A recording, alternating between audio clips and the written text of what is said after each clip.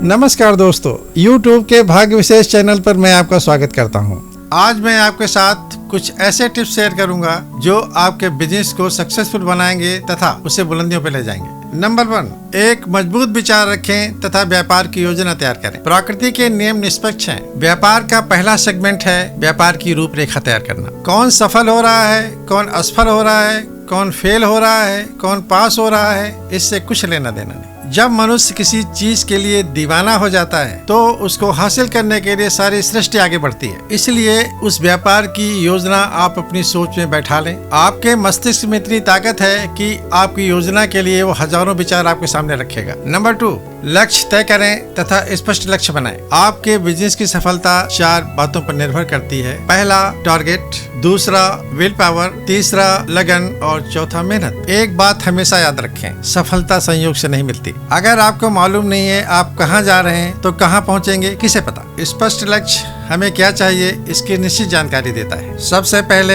एक निश्चित लक्ष्य और उसका समय निर्धारित करना जरूरी है। अच्छी टीम बनाएं तथा बेहतर लोगों का सिलेक्शन करें। अपने बिजनेस को सक्सेसफुल बनाने के लिए बिजनेस का एक बेसिक प्लान जरूरी है। इस प्लान पर काम करने वाले लोगों का विल पावर बहुत अच्छा होना चाहिए, जो मेहनती हो, लगन से काम करें और बिजनेस की अच्छी सोच हो, क्वालिफाइड हो, हर फील्ड में अपने आप को ठीक से इस्तेमाल कर सके। नंबर 4, मार्केट का अध्ययन करें कि प्रोडक्ट की सफलता के लिए क्या करना है। किसी भी बिजनेस में मार्केट स्टडी का बड़ा रोल होता है, क्योंकि उसी तरह के प्रोडक्ट मार्केट में अवेलेबल होते हैं। उनकी प्राइस, प्रोडक्ट का कंपटीशन, प्रोडक्ट का सेल, कस्टमर तक पहुंचना, इन सब चीजों का ध्यान रखना बहुत जरूरी है और इसके लिए जो भी प्रयास किए जाएं वो आपके बिजनेस में ग्रोथ करें। इस चीज का ध्यान रखना आपके लोगों का काम है। Number 5, marketing. मार्केटिंग के अपने कुछ उसूल होते हैं। किसी भी प्रोडक्ट को लॉन्च करने से पहले मार्केट में ये पता लगाया जाता है कि प्रोडक्ट की खपत कितनी हो सकती है, उसके लिए किस किस तरह के विज्ञापन की जरूरत है और उनका बजट क्या होगा, जो प्रोडक्ट की कास्ट और प्रोडक्ट के प्रॉफिट पर उसका ज्यादा इफेक्ट ना हो, जिससे कंपनी की रेवेन्यू किसी हालत में इफेक्टेड ना रहे। मार्केट में हमें बड़ी कंपनियों के कुछ एग्जाम्पल लेने चाहिए, जैसे कोलगेट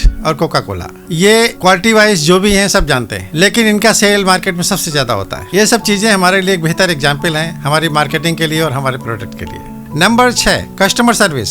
अच्छी क्वालिटी और सर्विस से ग्राहक को सेटिस्फाइड किया जा सकता है। फोर्ड कंपनी के मालिक का एक फार्मूला था, कम कीमत पर अच्छी से अच्छी कमोडिटी देना। 1927 में अमेरिका में मंदी का दौर था, यानी कि वहाँ हर चीजों के रेट बढ़े हुए थे और सिचुएशन बहुत खराब थी। उस समय कार के मालिकों ने गाड़ी के दाम बढ़ा रखे थे और अपने एम्प्लॉइज को निकाल दिया था। उस समय हेनरी फोर्ड ने कार के दाम कम किए और अपने एम्प्लॉइज का सैलरी बढ़ाई और उनकी फैसिलिटीज बढ़ा दी। इसका रिजल्ट ये निकला कि हेनरी फोर्ड ने 1.5 करोड़ गाड़ियां बेची उस साल, जिस समय लोग कुछ बिजनेस नहीं कर पाए और वो एक अमीर आदमी बन गया। नंबर 7, नई टेक्निक का प्रयोग करें। आप जानते हैं कि आजकल के युग में, आजकल के टाइम पर टेक्नोलॉजी रातों रात बदलती है। इस टेक्नोलॉजी में कौन सा प्रोडक्ट फेल होगा, कौन सी कंपनी डूब जाएगी मालूम नहीं। इससे हमेशा अवेयर रहें। नई टेक्नोलॉजी आती है उसको अपनी कंपनीज में अप्लाई करें, अपने कर्मचारियों को उससे ट्रेनिंग दें, जिससे आपका प्रोडक्ट मार्केट में बना रहे और कस्टमर सेटिस्फेक्शन के हिसाब से आपकी कंपनी चलती रहे। नंबर 8, कंपनी का बजट बनाएं तथा फाइनेंस की योजना तैयार करें। दोस्तों, किसी भी प्रोजेक्ट को